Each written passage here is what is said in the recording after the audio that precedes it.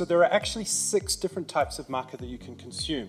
There's maca fresca or fresh maca, and this is the root when it's freshly harvested from the ground, so it's very spongy at this point. This type of maca is really only consumed in Peru occasionally, and it's used more as a source of rich carbohydrate.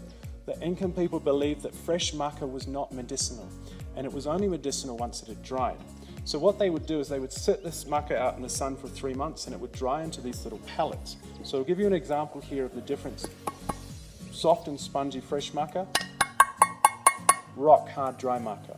So this maca has lost 60% of its weight.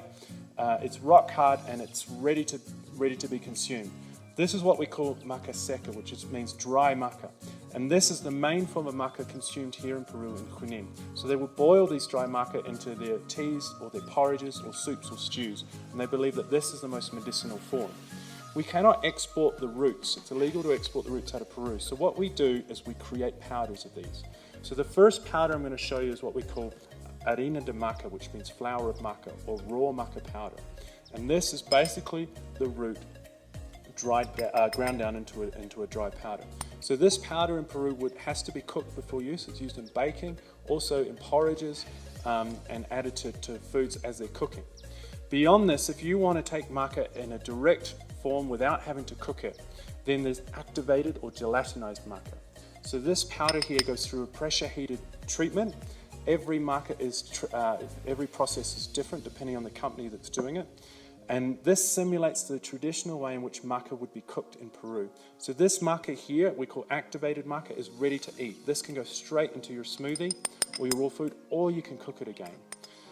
In the villages of Peru, to simulate this kind of maca, they would take the harina de maca and they would put it in an oven and bake it for around 20 to 30 minutes, and they call that instant maca. So the other form of maca that we have available for sale is what we call atomized or extracted maca, and this is a high-dose macerated extract of the dry root. So what we do is we macerate these and we concentrate the root 10 to 1. So for 10 kilos of dry root, we get 1 kilo of this powder. So it's very, very potent. So these are the different forms of maca that you'll see for sale: raw maca powder, activated or gelatinized maca powder, atomized or extracted maca powder, and they all have increasing potency and should be prepared in the correct way. So cooked for the raw powder, cooked or eaten straight for the activated powder, and the third one, the activated, just goes straight into water and rehydrates, and you would have it as a tea or a smoothie.